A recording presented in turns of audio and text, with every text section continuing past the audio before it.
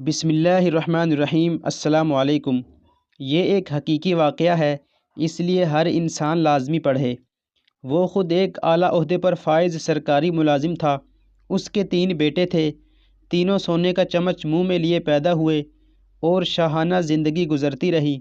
وقت تیزی سے گزرا اور اس کے نام کے ساتھ ریٹائرڈ لگ گیا۔ عہدے کی مدت ختم ہوئی، ریٹائرڈ ہو گئے اور اب زندگی کا سفر انتہا کی طرف چل پڑا۔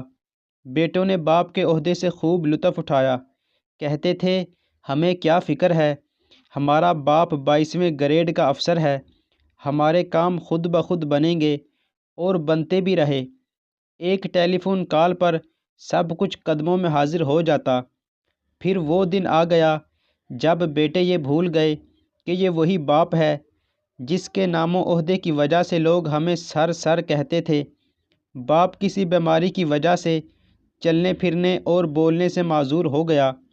بیٹے کہنے لگے، اب تو باپ کی کمزوری دیکھی نہیں جاتی۔ ایک بیٹے نے کہا کہ ابا کی جائیداد و مال کی تقسیم کرتے ہیں، نہ جانے کب مر جائے۔ اب تو شرم آتی ہے بتاتے ہوئے کہ لوگ کیا کہیں گے۔ جب دوست آتے ہیں تو سامنے یہ بوڑھا پڑا ہوتا ہے۔ چلو ایک نوکر مستقل ان کے ساتھ رہنے کے لیے رکھ لیتے ہیں جو ان کا خیال رکھے، 20,000 ماہانہ دے دیں گے۔ نوکر آ گیا اور اسی گھر کے ایک کمرے میں باپ کو فرش پر گدا لگا دیا گیا۔ نوکر کو کہا کہ اس کا پورا خیال رکھنا، ہمیں کوئی شکایت نہ ملے۔ بیٹوں کی شادیاں ہوئیں، ایک نے گرمی کی چھٹیاں گزارنے فرانس جانے کا پروگرام بنایا اور دوسرے نے لندن اور تیسرے نے پیرس کا، اور ہر جگہ اپنا تعارف 22ویں گریڈ کے افسر کے بیٹے ہونے سے شروع کرتے۔ نوکر کو تاکید کی کہ ہماری 3 ماہ بعد واپسی ہوگی، تم بابا کا پورا خیال رکھنا اور وقت پر کھانا دینا۔ جی اچھا صاحب جی۔ سب چلے گئے۔ وہ باپ اکیلا گھر کے کمرے میں لیٹا سانس لیتا رہا، نہ چل سکتا تھا، نہ خود سے کچھ مانگ سکتا۔ نوکر گھر کو تالا لگا کر بازار سے بریڈ لینے گیا تو اس کا ایکسیڈنٹ ہو گیا۔ لوگوں نے اسے ہاسپٹل پہنچایا اور وہ کومے سے ہوش میں نہ آ سکا۔ بیٹوں نے نوکر کو صرف باپ کے کمرے کی چابی دے کر باقی سارے گھر کو تالے لگا کر چابیاں ساتھ لے گئے تھے۔ ملازم اس کمرے کو تالا لگا کر چابی ساتھ لے کر گیا تھا کہ ابھی واپس آ جاؤں گا۔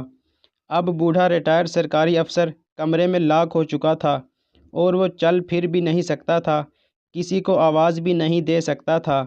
لہٰذا 3 ماہ بعد جب بیٹے واپس آئے اور تالا توڑ کر کمرہ کھولا تو لاش کی حالت وہ ہو چکی تھی جو بتائی بھی نہیں جا سکتی۔ محترم خواتین و حضرات، عبرت کا مقام ہے یہ واقعہ۔ ہم کس طرح اپنی اولاد کے لیے حلال و حرام کی پرواہ کیے بغیر ان کا مستقبل سنوارنے کے لیے تن من دھن کھپاتے ہیں اور زیادہ سے زیادہ دولت جائیدادیں بنا کر ان کا مستقبل محفوظ کرنے کی کوشش کرتے ہیں، اور سوچتے ہیں کہ یہ اولاد کل بڑھاپے میں میری خدمت کرے گی۔ اعلیٰ ترین غیر ملکی اسکولوں میں دنیاوی تعلیم دلواتے ہیں اور دین اسلام کی تعلیم دلوانے کو توہین سمجھتے ہیں، جس میں سکھایا جاتا ہے کہ والدین کی خدمت میں عظمت ہے، ہر انسان جو بوتا ہے اسی کا ہی پھل پاتا ہے۔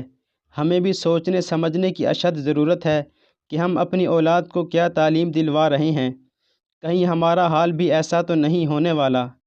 مزید اچھی ویڈیوز کے لیے چینل کو ضرور سبسکرائب کریں۔